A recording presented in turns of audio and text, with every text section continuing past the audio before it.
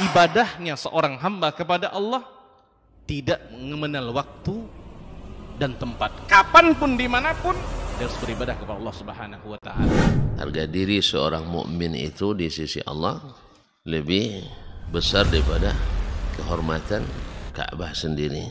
Nah, nikmat seorang mukmin lebih besar daripada itu. Man amila li'ah. Alhamdulillahi rabbil alamin. Lahul hamdul hasan wa thana'ul jamil. Wa asyhadu an la ilaha illallah wahdahu la syarika lah. Yaqulul haqqa wa huwa yahdis sabil. Wa asyhadu anna Muhammadan 'abduhu wa rasuluh.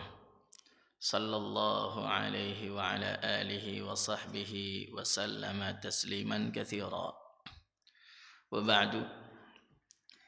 Hadirin kaum muslimin, jemaah salat subuh yang semoga dirahmati oleh Allah Subhanahu wa taala.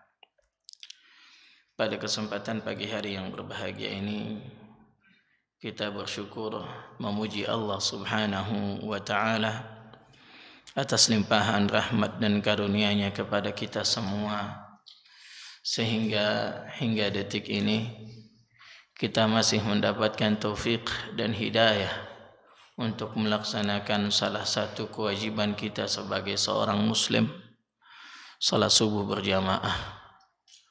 Salawat dan salam semoga senantiasa tercurah teruntuk Nabi besar kita Muhammad sallallahu alaihi, manusia terbaik, orang yang telah diamanahi untuk menyampaikan dakwah dan syariat agama ini sebagai salah satu sebab bagi kaum muslimin dan orang-orang beriman mendapatkan hidayah Islam dan iman. Sallallahu alaihi wa ala alihi wa sahbihi wa sallama tasliman katsira. Ikhwatal iman rahimanillah wa iyyakum, dengan memohon taufik dan hidayah dari Allah Subhanahu wa taala, kita akan melanjutkan materi kita dari kitab Mukhtasar min Sahih al-Bukhari li Syekh Az-Zabidi rahimahullahu taala. Nah, pada kesempatan terakhir kita telah menyelesaikan hadis Ibunda Aisyah radhiyallahu anha di mana pada akhirnya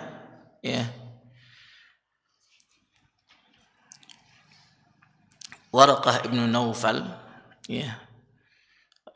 yang masih memiliki kekerabatan dengan Ibunda Khadijah radhiyallahu anha, beliau mengatakan perkataannya yang masyhur, dan beliau berandai-andai kalaulah beliau masih muda, masih dalam usia muda ketika Nabi sallallahu alaihi wasallam diangkat menjadi nabi dan rasul, maka beliau akan membela Nabi sallallahu alaihi wasallam dengan semaksimal mungkin yang bisa beliau lakukan. Namun qaddar Allah wa ma syaa fa'al. Warqa ibn Naufal pun meninggal tidak lama setelah itu. Dan di sini disebutkan wa fatara al-wahyu. Dan wahyu itu pun terhenti. Wahyu pun terhenti. Kemudian lanjutannya ini yang akan kita pelajari pada pagi hari ini, hadis Jabir. An Jabir bin Abdullah Al-Ansari wa huwa yuhaddithu an fatratil wahyi. Faqala fi hadithihi, dari Jabir bin Abdullah Al-Ansari, beliau menyampaikan tentang masa terhentinya wahyu. Tentang masa terhentinya wahyu. Jadi setelah turunnya firman Allah Subhanahu wa taala yang ada di dalam surat Al-A'la, di dalam surat Al-Alaq afwan, Iqra bismi rabbikal ladzi khalaq, khalaqal insana min 'alaq, sampai 5 ayat pertama dari surat tersebut itu mengalami kekosongan. Setelah turun 5 ayat tersebut, setelahnya tidak turun lagi wahyu. Dan jeda antara turunnya surat Al-Alaq dengan wahyu yang berikutnya yang sebentar lagi akan kita baca biidznillah taala, ini ada perbedaan pendapat dari kalangan ulama tentang berapa lama jeda tersebut. Ya. Disebutkan dalam riwayat di Musnad Imam Ahmad bahwa jeda tersebut berlangsung selama 3 tahun. Ya. Dan itulah pendapat yang diyakini oleh Ibnu Ishaq, ya, sebagai kebenaran. Namun sebagian yang lain mengatakan bahwa jeda tersebut sekitar 2,5 tahun. Ya. Ainam wallahu taala a'la wa a'lam. Dan di sana masih pada hadis Ummuna Aisyah, ibunda Aisyah radhiyallahu anha, terdapat tambahan lafaz. Dan tambahan lafaz itu tidak disebutkan dalam bab yang pertama ini oleh Imam Al-Bukhari, namun disebutkan di dalam kitab At-Ta'bir. Ya, kitab At-Ta'bir, ya, tentang tafsir mimpi. Di mana Imam Al-Bukhari rahimahullahu taala menyebutkan tambahan bahwa ketika wahyu itu terhenti, Nabi bersedih, ya, dengan kesedihan yang besar, sampai-sampai Nabi sallallahu alaihi wasallam menaiki tebing yang tinggi untuk menerjunkan dirinya dan bunuh diri. Di dalam lafaz tersebut, saking beratnya, ya, tekanan mental yang ada pada diri beliau dikarenakan terhentinya wahyu. Namun setiap kali Nabi hendak melemparkan dirinya atau menerjunkan dirinya dari tebing yang tinggi itu atau dari gunung yang tinggi itu, datanglah Jibril yang mengatakan, "Ya Muhammad, innaka la Rasulullahi haqqan." Wahai Muhammad, sesungguhnya engkau benar-benar utusan Allah. Maka setiap kali datang Jibril, tenanglah hati Nabi sallallahu alaihi wasallam dan beliau pun mengurungkan diri dari melakukan bunuh diri tersebut. Namun ikhwah, ya, meskipun riwayat ini disebutkan oleh Imam Al-Bukhari rahimahullahu taala di dalam kitab sahihnya, kata Al-Hafidz Ibnu Hajar rahimahullah, tambahan ini merupakan tambahan dari perkataan Imam Zuhri. Ya. Karena itu melalui jalan periwayatan dari Ma'mar dari Zuhri. Dan Imam Zuhri, ya, beliau dari Sighar Tabi'in, itu yang menambahkan lafaz tersebut min balaghatihi, dari berita yang beliau dengar, ya, dari berita yang beliau dengar tanpa menyebutkan sanad, ya. Makanya Al-Hafidz Ibnu Hajar rahimahullahu taala menyebutkan bahwa ini adalah perkataan yang mudrajah, artinya perkataan rawi yang dimasukkan ke dalam hadis Ibunda Aisyah radhiyallahu anha, di mana para perawi yang mendengar itu dikiranya itu bagian dari yang disebutkan oleh Ibunda Aisyah radhiyallahu anha, padahal bukan, tapi itu yang diceritakan oleh Imam Az-Zuhri berdasarkan balaghatihi, artinya berita yang sampai ke beliau namun tanpa menyebutkan sanadnya. Inna wallahu taala a'la wa a'lam. Ikhwa fillah rahimanillah wa iyyakum. Faqala fi hadithihi, baina ana amshi idh sami'tu sawtan min as-sama'i farafa'tu basari fa idha al-malaku alladhi ja'ani bi Hira jalisun ala kursiyyin baina as-sama'i wal ardh.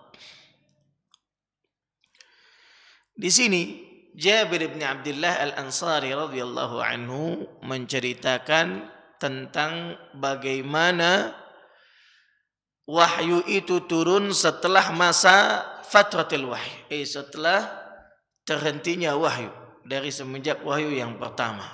Ya. Beliau menceritakan apa yang diceritakan oleh Nabi sallallahu alaihi wasallam. Baina ana amshi, ketika aku tengah berjalan. Ya.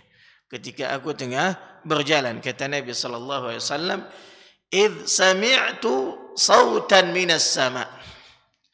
Ketika aku mendengar suara dari langit. Farafa'tu basari, maka aku mengangkat penglihatanku.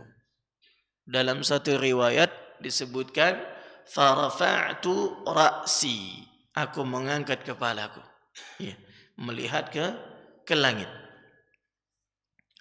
Fa idzal malakul ladzi ja'ani bi Hira jalisun ala kursiyyin bainas samai wal ardh. Maka ketika itu aku dapati malaikat, ya, yang datang kepadaku di gua Hira. Dia tengah duduk di atas kursi yang terletak antara langit dan bumi. Ya, terletak antara langit dan bumi.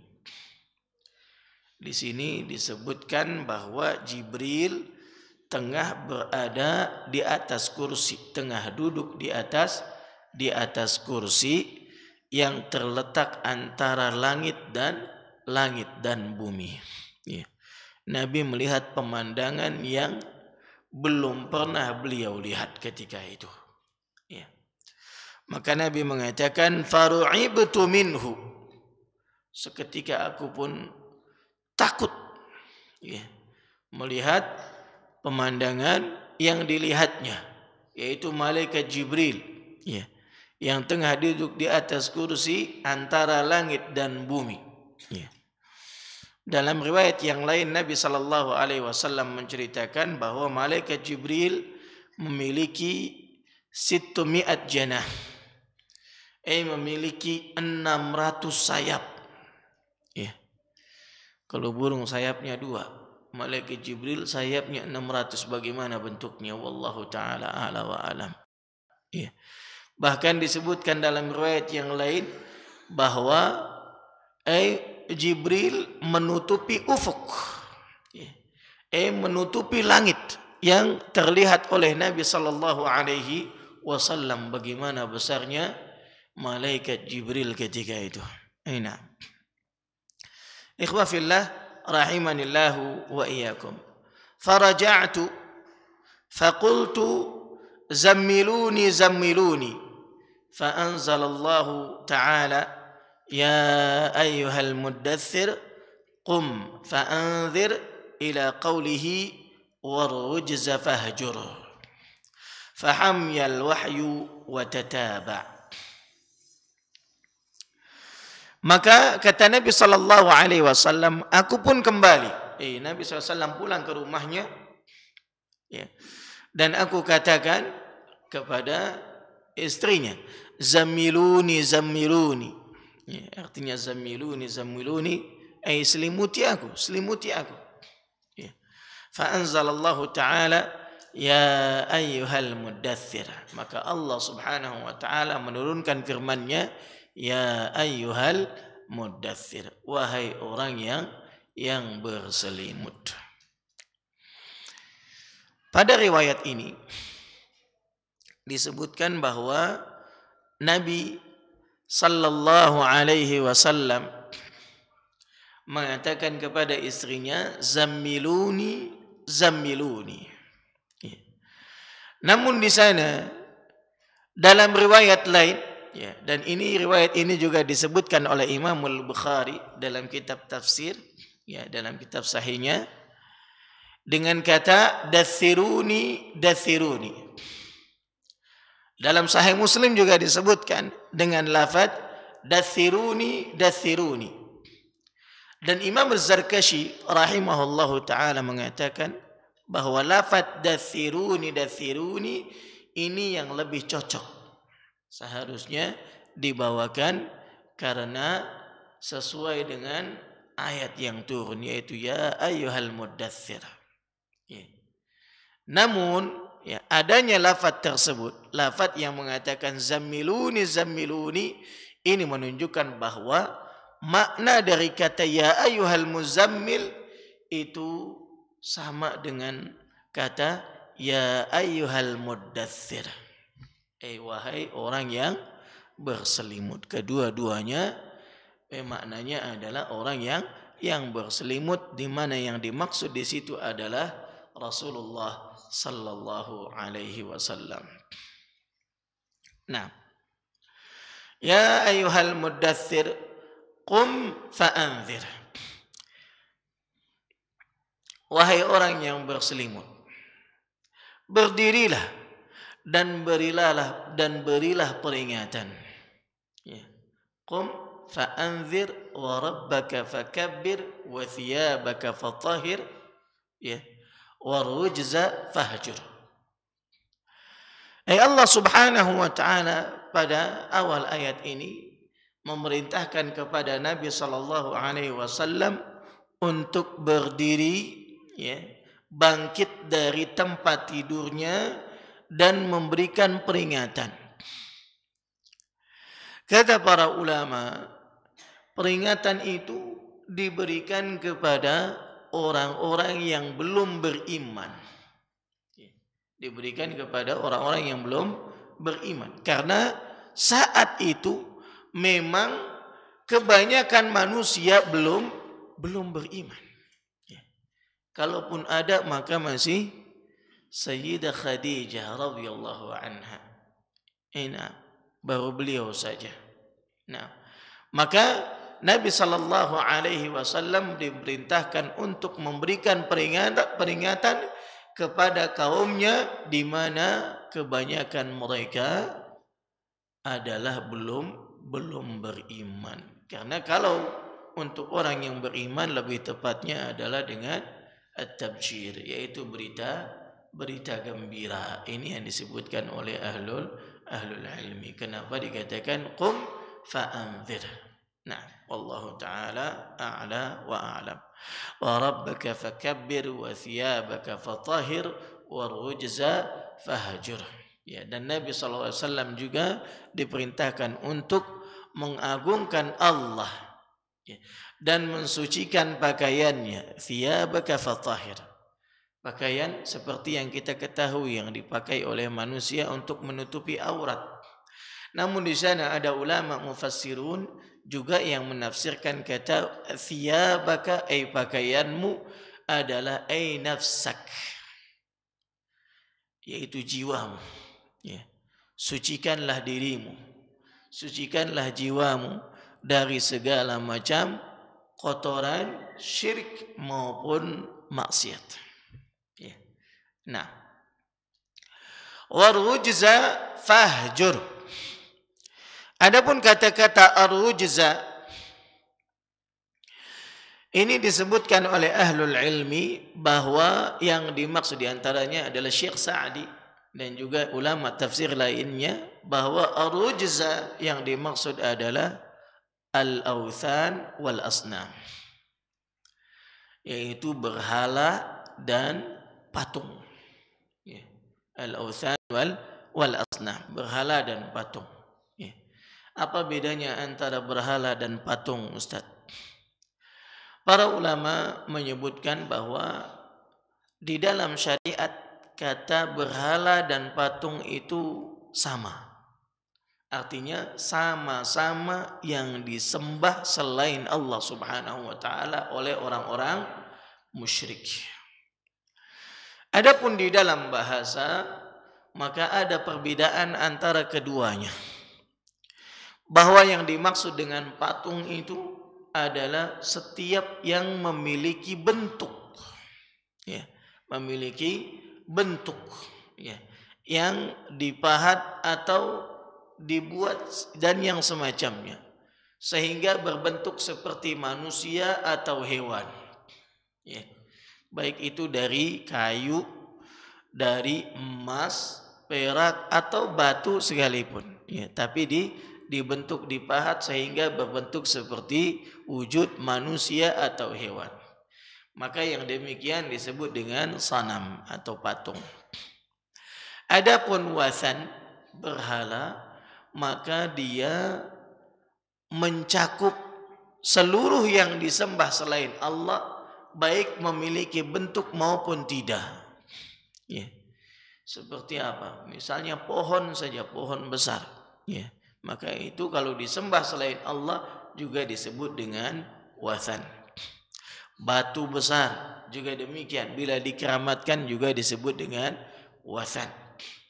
Kuburan juga demikian. Bila disembah maka disebut dengan wathan. Dan seterusnya.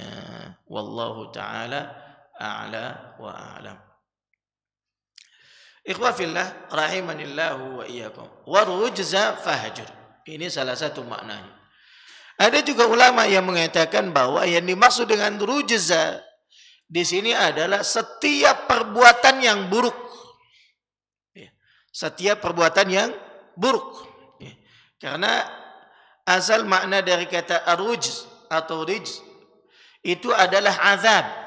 Artinya yang menyebabkan seseorang mendapatkan azab dari Allah Subhanahu wa taala. Maka perbuatan yang menyebabkan seseorang mendapatkan azab dari Allah ini mencakup semuanya, baik kesyirikan maupun kemaksiatan yang di bawah daripada kesyirikan.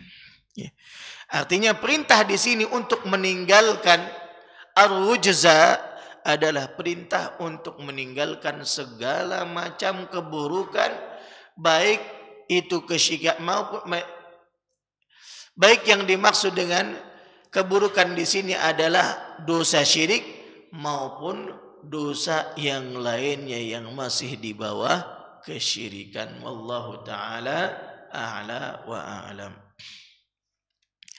Fahamyal wahyu wa tataba'. Maka setelah turunnya surat Al-Mudaththir, kathura al-wahyu wa tataba'. Barulah setelah itu turun wahyu yang banyak dan terus menerus kepada Nabi sallallahu alaihi wasallam. Ikhwah fillah rahimanillah wa iyyakum. Jadi dalam membaca kitab hadis ini adalah kesempatan yang sangat berharga bagi penuntut ilmu untuk memperbanyak apa? Salawat atas Nabi sallallahu alaihi wasallam. Jadi setiap kali disebutkan nama qala Rasulullah, kita mengucapkan apa? Sallallahu alaihi wasallam. Jangan bosan untuk mengucapkan salawat, ya. Karena di antara yang disebutkan oleh Nabi sallallahu alaihi wasallam, orang yang paling pelit adalah yang ketika mendengar namaku namun dia tidak bersalawat atasku. Jangan sampai kita orang yang paling pelit. Nah, ikhwah fillah rahimanillahu wa iyyakum. Kemudian hadis berikutnya an Ibnu Abbasin fi qaulihi ta'ala la tuharrik bihi lisanaka lita'jala bih. Yaitu tentang riwayat dari Ibnu Abbas. Kita tahu bahwa Abbas bin Abdul Muttalib adalah pamannya Nabi sallallahu alaihi wasallam. Dan Abbas di sini radhiyallahu anhu memiliki banyak anak. Anaknya banyak. Namun ketika disebutkan secara mutlak Ibnu Abbas, anaknya Abbas, maka yang dimaksud oleh ulama tersebut adalah siapa? Abdullah bin Abbas. Dan Abdullah bin Abbas ini termasuk dari 4 abadilah. Ada 4 sahabat yang dijuluki dengan abadilah. Artinya semuanya bernama Abdullah. Mereka disebut abadilah yang 4 dikarenakan yang usianya atau yang meninggalnya lebih akhir ketimbang sahabat-sahabat lainnya. 4 abadilah di sini adalah diantaranya Abdullah bin Abbas, Abdullah bin Zubair, Abdullah bin Umar, dan Abdullah bin Amr bin Al-As. Ya. Ustadz, kok nggak masuk Abdullah bin Mas'ud? Nah, Abdullah bin Mas'ud tidak masuk di dalam abadilah yang 4. Karena tadi yang saya sebutkan bahwa abadilah yang 4 ini dikarenakan mereka termasuk sahabat yang paling terakhir meninggal dunia. Adapun Abdullah bin Mas'ud ya, adalah sahabat yang mulia, yang kalau ulama menyebutkan dari kalangan sahabat dengan nama Abdullah, maka ketahuilah yang dimaksud dengan kata Abdullah di situ siapa? Abdullah bin Mas'ud. Ya. Nah, yang dimaksud dengan Abdullah kalau disebutkan secara mutlak tanpa menyebutkan belakangnya, maka ketahuilah yang dimaksud di situ adalah Abdullah ibn Mas'ud radhiyallahu anhu. Taib. Ani bin Abbas, yang dimaksud adalah Abdullah ibn Abbas radhiyallahu anhuma. Beliau adalah sahabat yang mulia yang dijuluki dengan Habru al-Ummah. Kata habr di sini adalah julukan untuk seorang alim dari kalangan Yahudi. Ya, habr, gitu ya. Namun ungkapan itu diberikan kepada Abdullah bin Abbas dikarenakan luasnya ilmu beliau. Ya. Nah, meskipun beliau ketika Nabi SAW meninggal dunia termasuk yang masih kecil, ya. Artinya baru usia belasan, ya. Namun beliau memiliki keilmuan yang luar biasa dikarenakan kegigihan beliau dalam menuntut ilmu, ya. Artinya beliau ketika masih kecil itu belum banyak yang didengar langsung dari Nabi SAW. Namun setelah Nabi meninggal dunia, beliau banyak mendatangi para sahabat, ya. Bahkan rela menunggu di luar rumah sahabat tersebut, ya. Di tengah hembusan angin yang dingin di musim dingin, ya. Enak hanya untuk apa? Mendengar sabdanya Nabi SAW yang pernah didengar oleh para sahabat, ya.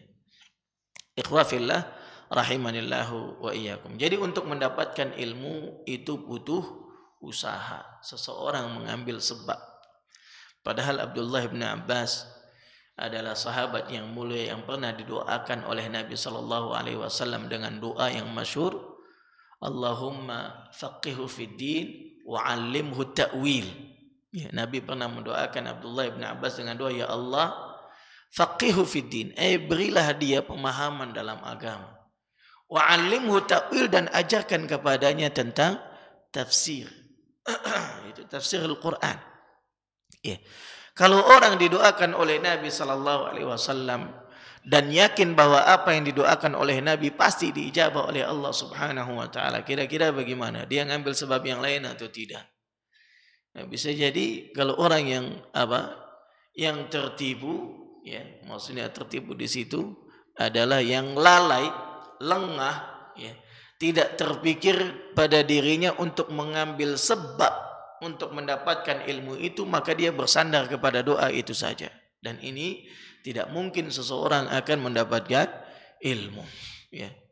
Maka ilmu itu didapat dengan at-ta'allum. Al-ilmu bit-ta'allum wal-hilmu bit-tahallum. Ilmu itu didapat dengan belajar. Sebagaimana sifat karakter yang bijaksana juga didapat dengan melatih diri untuk bisa bersikap bijaksana dan santun, ya. Jadi butuh yang namanya proses belajar. Makanya kata Nabi, talabul ilmi fariidatun ala kulli muslim. Menuntut ilmu itu wajib bagi setiap muslim, ya.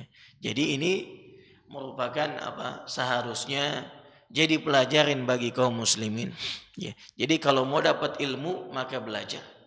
Bukan hanya mengandalkan mimpi, gitu kan? Ayo mimpi, berharap mendapatkan ilmu ladunni. Ya salam. Ilmu yang langsung datang dari Allah Subhanahu wa taala. Tidur, bangun tidur langsung punya ilmu yang luas. Ada Allahul musta'an. Sehingga ketika ada orang yang mengaku ya dapat ilmu lewat mimpi dan yang semacamnya, dan terkadang mimpinya itu menyimpang dari tuntunan syariat agama, akhirnya muncul banyak kerusakan. Ya, wallahul musta'an. Ya, orang-orang yang seperti demikian, mereka nggak mau belajar. Ya, maunya apa? Jalan singkat aja. Ya, ngafalin apa? Baca wirid sampai sekian ribu dan lain sebagainya, sampai capek, ngantuk-ngantuk dan lain sebagainya, berharap untuk mendapatkan ilmu. Ya, ilmu tidak dapat, pahala pun tidak dapat. Yang dapat adalah dosa karena dia melakukan amalan yang menyelisihi dari yang diajarkan oleh Rasulullah sallallahu alaihi wasallam. Ikhwah fillah rahimanillahu wa iyyakum. Jadi ilmu itu adalah sesuatu yang sangat mulia. Ya. Bahkan Allah katakan kepada nabinya, wa qur rabbi zidni ilma, ya Rabb tambahkan bagiku ilmu. Ya. Nabi diperintah untuk meminta tambahan, yaitu tambahan ilmu. Ya. Oleh karenanya siapa saja yang ingin mendapatkan ilmu yang bermanfaat, maka hendaklah dia mengambil sebabnya. Di antara sebabnya adalah dengan at-ta'allum, belajar.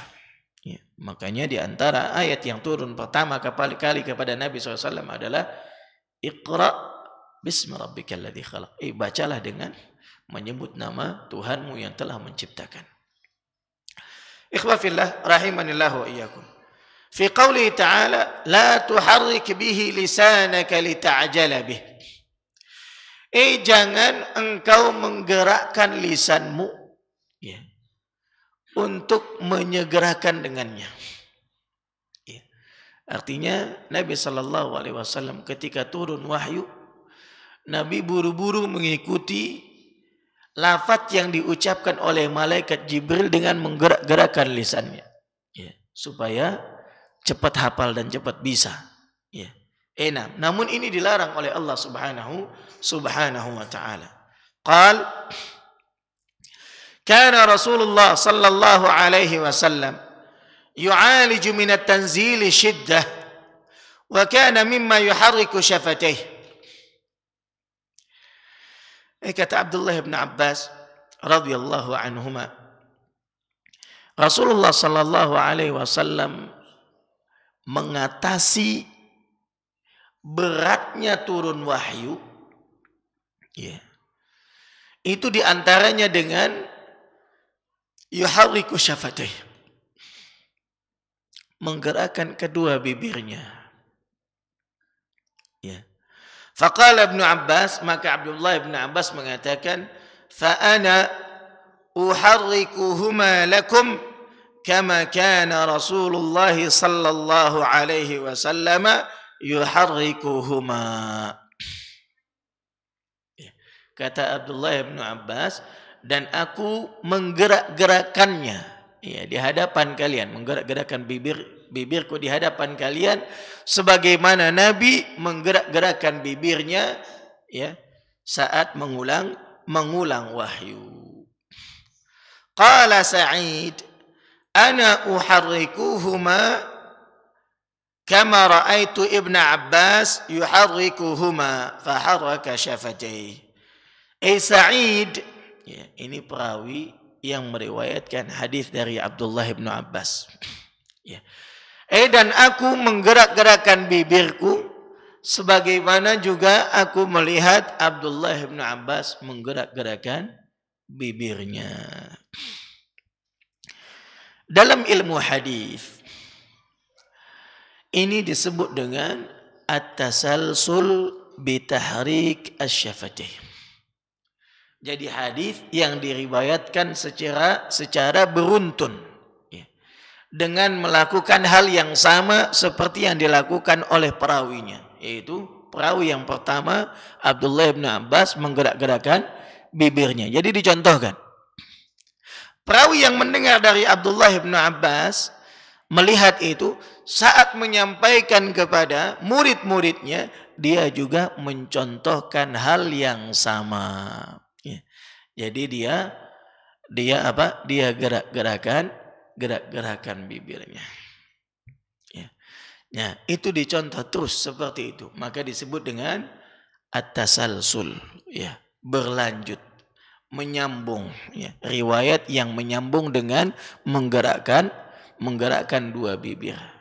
Dan ini banyak di dalam hadis Rasulullah sallallahu alaihi wasallam yang disebutkan secara menyambung. Ya, di antaranya adalah hadis yang dikatakan oleh Nabi sallallahu alaihi wasallam kepada Muadz bin Jabal, "Wallahi inni la uhibbuk."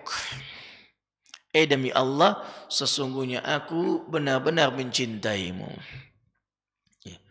Ini ketika diriwayatkan oleh perawi yang setelahnya juga disebutkan dengan kalimat yang sama saat dia bilang kepada muridnya, "Wallahi inni la uhibbuk." Lantas beliau menyebutkan hadis tersebut yang sama, dan ini disebut juga dengan al-hadis al-musalsal bi qauli inni la uhibbuk, dan banyak lagi lainnya. Nah, taib ikhwah fillah rahimanillah wa iyyakum. Fa anzalallahu ta'ala la tuharrik bihi lisanaka lita'jala bih inna 'alaina jam'ahu wa qur'anah.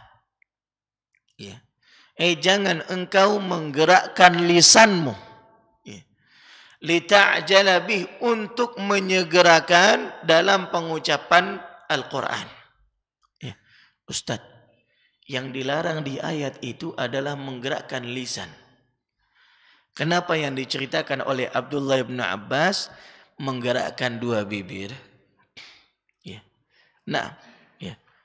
Ikhwah fillah rahimanillah wa iyyakum. Dalam hal ini, ketika seseorang berbicara dan mengeluarkan huruf dari mulutnya, maka yang bergerak itu bukan hanya sebatas lisan saja, tapi juga dua bibir. Ya. Meskipun asal ucapan atau pembicaraan itu dengan lisan, namun bibir juga demikian, termasuk organ yang digerakkan saat mengucapkan atau berbicara, saat berbicara. Maka ketika Abdullah bin Abbas mencukupkan dengan mengucapkan dua bibir, seakan itu sudah cukup mewakili. Kenapa? Karena lisan sudah dipahami oleh orang banyak, ya, bahwa lisan adalah bagian yang paling vital ketika seseorang berbicara. Kalau bibir saja nggak boleh gerak, maka lisan juga tidak dibolehkan untuk bergerak. Demikian yang dimaksud. Wallahu ta'ala a'la wa a'lam. La tuharrik bihi lisanaka lita'jala bih inna 'alaina jam'ahu wa qur'anah. Qala jam'uhu laka fi sadrika wa taqra'ahu. Kami yang mengumpulkannya di dalam dadamu, ya, fi sadrik, wa taqra'ahu, dan menjadikanmu dapat membacanya. Ya.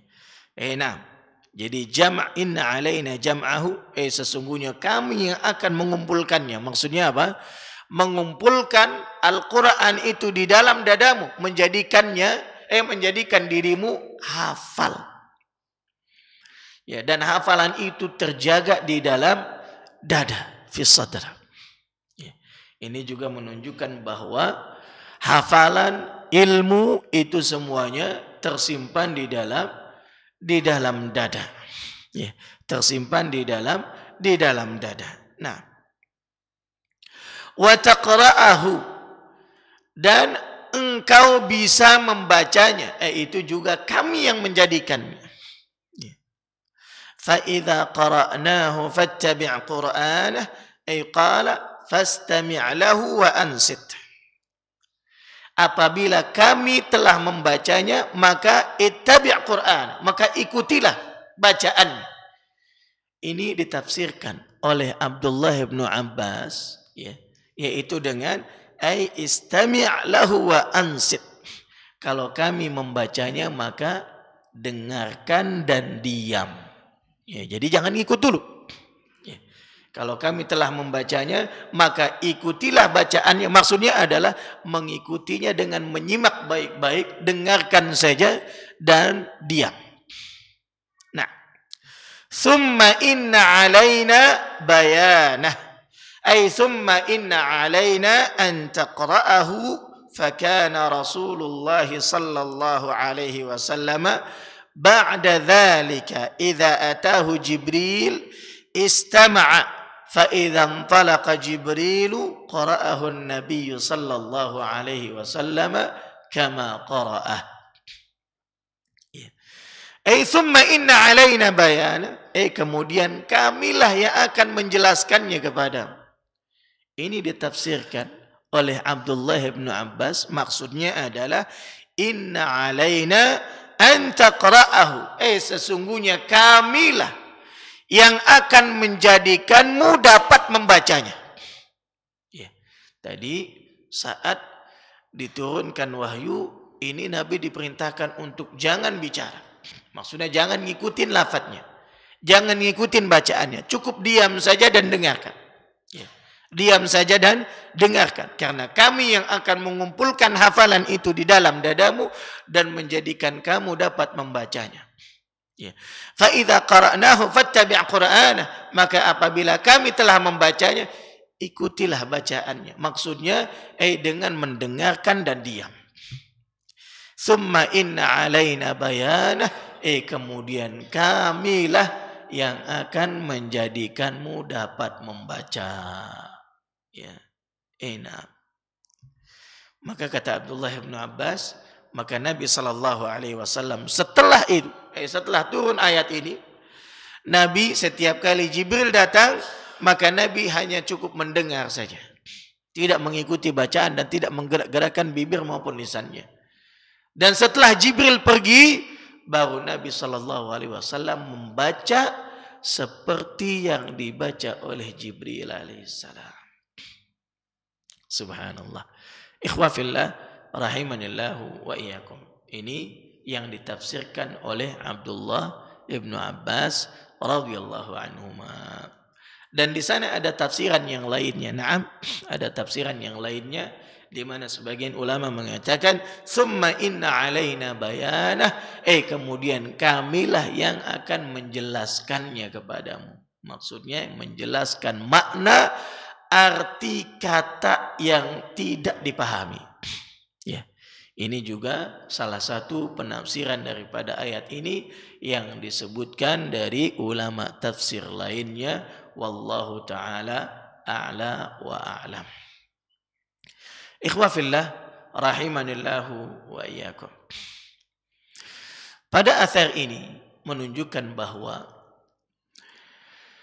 ketika seseorang mengambil sebab, ya, ketahuilah bahwa yang menjadikan kita bisa membaca dan memahami apa yang sudah kita pelajari, hakikatnya hanya Allah Subhanahu wa taala. Ya. Sebagaimana Nabi SAW, beliau mengambil sebab. Ya. Ketika diajarkan, dibacakan oleh malaikat Jibril, Nabi SAW terburu-buru buru-buru langsung mengikuti apa yang dilafadzkan oleh malaikat Jibril. Ya, karena khawatir terlewat dari ini. Namun hal ini dikatakan oleh Allah Subhanahu wa taala, jangan engkau gerak-gerakan. Ya. Artinya tidak usah terburu-buru, pelan-pelan. Ya. Tidak usah terburu-buru, jangan engkau ikuti, tapi cukup simak saja. Ya.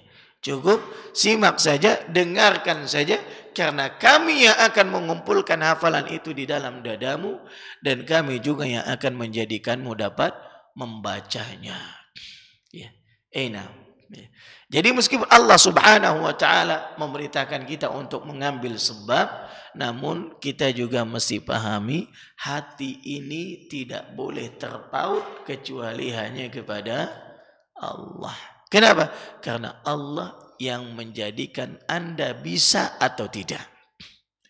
Dialah yang mengumpulkan ilmu itu di dalam hati kita.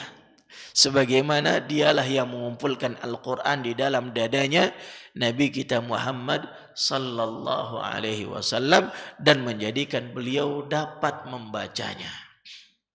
Ikhwafillah rahimanillahu wa iyyakum. Maka begitulah seharusnya para penuntut ilmu, mereka mengambil sebab namun memautkan hatinya hanya kepada Allah. menggantungkan hatinya hanya kepada Allah Subhanahu wa taala, karena yang menjadikan hati ini menjadi paham ya, terhadap apa yang dipelajari, dapat hafal terhadap apa yang dia usahakan untuk menghafalnya, hanyalah Allah Subhanahu wa taala. Jadi dalam menjemput hidayah, mempelajari sesuatu, menghafal Al-Quran, maka hendaklah setiap kita menggantungkan urusan kita dan memasrahkannya kepada Allah Subhanahu wa taala. Ikhwa fillah rahimanillahu wa iyyakum. Wa anhu, dan darinya. Ya, siapa yang dimaksud dengan darinya di sini? Dari Abdullah bin Abbas. Ya, artinya Imam Bukhari menafsirkan riwayat yang berikut ini juga dari Abdullah bin Abbas. Ya. Di awal muqaddimah, ya, sudah kita baca pernyataan Al-Imam Az-Zabidi bahwa beliau akan mengikuti apa yang disebutkan oleh Imam Bukhari di dalam kitab sahihnya. Sesuai dengan penyebutan di sana, maka dia sebutkan juga di dalam Mukhtasar ini. Namun kata Syekh Abdul Karim Al-Khudair, pada riwayat ini ya, Imam Az-Zabidi tidak menjaga atau tidak melakukan seperti yang beliau janjikan di mukaddimahnya. Ya, artinya beliau tidak menyebutkan seperti yang disebutkan oleh Al-Imam Al-Bukhari di dalam kitab sahihnya, namun menyingkatnya dengan mengatakan wa anhu, dan darinya. Ya. Maka kata Syekh Abdul Karim Al-Khudair, ini termasuk yang di luar dari aglab. Artinya di luar dari kebiasaan Imam Zabidi, karena beliau mengatakan aglab fil aglab, kebanyakan beliau menyebutkan sesuai yang disebutkan oleh Imam Al-Bukhari, namun pada riwayat ini beliau tidak sesuai dengan hal tersebut, di mana beliau mencukupkan dengan mengatakan wa anhu, dan darinya. Aku pun meriwayatkan dari Abdullah bin Abbas. Qala kana Rasulullah sallallahu alaihi wasallam ajwadan nas, wa kana ajwadu ma yakunu fi Ramadan hina yalqahu Jibril, wa kana yalqahu fi kulli lailatin min Ramadan. Kata Abdullah bin Abbas radhiyallahu anhu bahwa Nabi sallallahu alaihi wasallam ajwadan nas, orang yang paling baik dan paling dermawan. Ini secara mutlak. Ya. Tidak diragukan lagi bahwa Nabi adalah manusia yang paling baik dan paling dermawan. Hal ini sesuai juga dengan apa yang disabdakan oleh Nabi sallallahu alaihi wasallam dalam riwayat yang lainnya. Saat ada 3 orang dari sahabatnya yang mendatangi rumah istri-istri beliau, menanyakan tentang bagaimana ibadahnya Nabi sallallahu alaihi wasallam. Lantas ketiga sahabat ini seakan menganggap apa yang dilakukan oleh Nabi di rumahnya itu sedikit. Ka'annahum taqalluha. Seakan mereka menganggap ibadah yang dilakukan Nabi ini sedikit. Namun mereka kembali mengatakan bahwa siapa Nabi? Beliau adalah orang yang telah diampuni dosanya yang lalu maupun yang akan datang. Layak saja melakukan itu. Adapun kita nggak ada jaminan buat itu. Maka ketiga orang itu pun bertekad, amma ana fa asum wala uftir. Kalau gitu saya mau puasa dan nggak akan berbuka. Amma ana fa aqumul laila wala arqud. Yang kedua bilang saya mau qiyamul lail sepanjang malam dan tidak tidur di malam hari. Dan yang ketiga amma ana fala atazawwajun nisa. Yang ketiga bilang saya nggak akan menikah dengan wanita. Nabi SAW mendengar pembicaraan itu.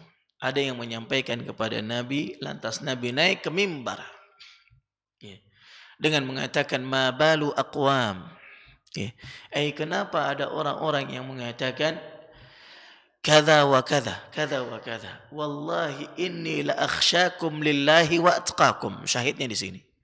Nabi mengatakan, demi Allah, aku adalah orang yang paling bertakwa di antara kalian dan paling takut kepada Allah di antara kalian. Ya. Syahidnya di sini Nabi mengatakan, aku adalah orang yang paling bertakwa di antara kalian dan paling takut kepada Allah di antara kalian. Maka apa yang dikatakan oleh Abdullah bin Abbas dalam hadis ini sesuai dengan apa yang dikatakan oleh Nabi sallallahu alaihi wasallam. Beliau adalah orang yang paling baik dan paling dermawan secara mutlak, kapan saja dan di mana saja. Nah, wa kana ajwadu ma yakunu fi Ramadan. Dan kondisi di mana Nabi paling baik dan paling dermawan adalah di bulan Ramadan. Nah, ungkapan yang kedua ini sebenarnya ada celah. Ya. Ada memungkinkan seseorang memahami bahwa Nabi paling baik dan paling dermawan itu ketika bulan Ramadan. Artinya kalau selain bulan Ramadan ada yang lebih baik dari beliau. Bukan. Ya.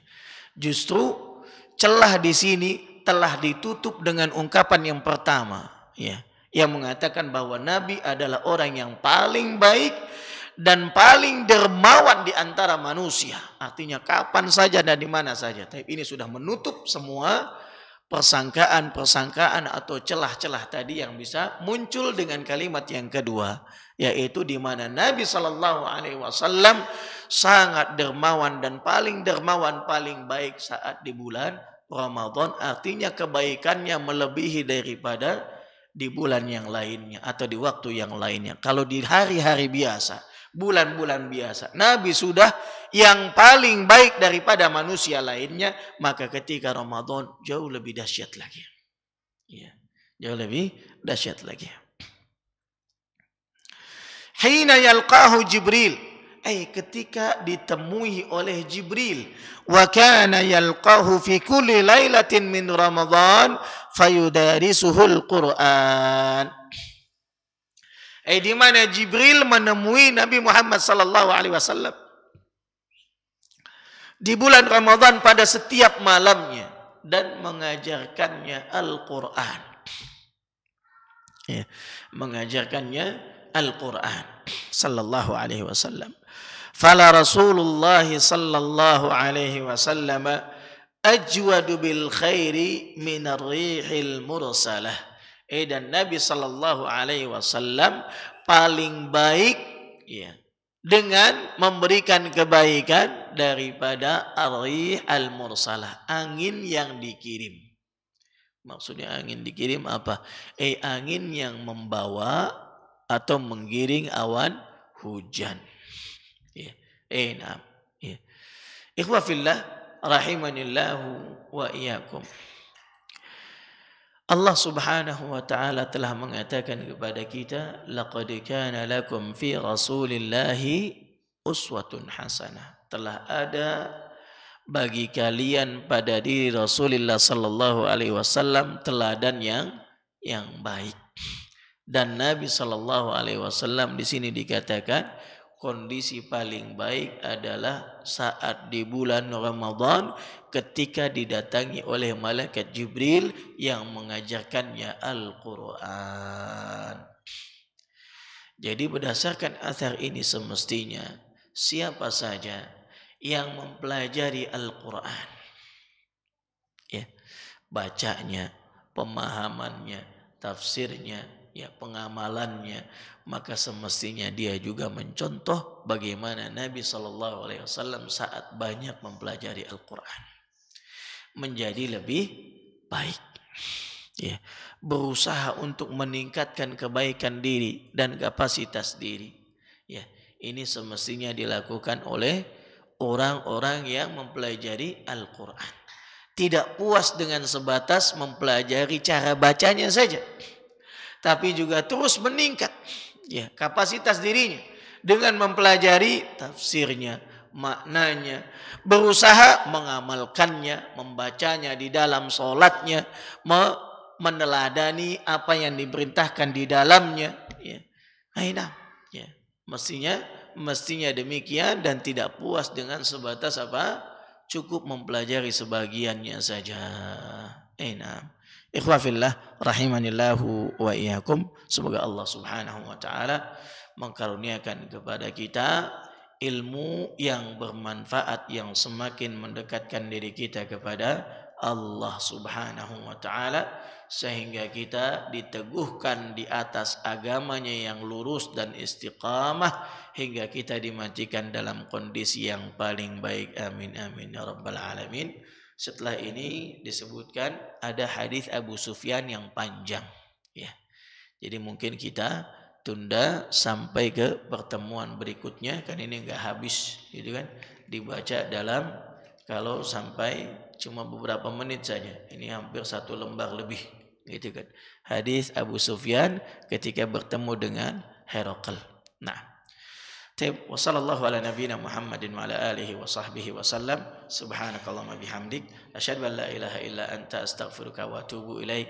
Wassalamu alaikum warahmatullahi wabarakatuh. Ibadahnya seorang hamba kepada Allah tidak mengenal waktu dan tempat. Kapanpun dimanapun dia harus beribadah kepada Allah Subhanahu wa taala.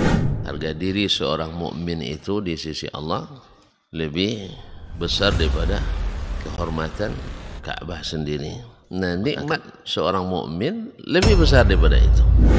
Man amila li akhiratihi kafahu Allahu amra dunia. Barang siapa yang beramal untuk akhiratnya, Allah akan cukupkan baginya urusan dunianya. Berjuang dengan harta untuk membela agama Allah Subhanahu wa taala hendaklah menjadi penopang terhadap dakwah ini. Bukan sebaliknya yang menghalangi dakwah ini, tapi jadilah keluarga muslim yang menopang dakwah Islam. Kenikmatan dunia ini lebih remeh dari sekedar sayap seekor nyamuk. Tidak patut bagi seorang yang beriman bersedih ketika tidak mendapatkan kenikmatan dunia.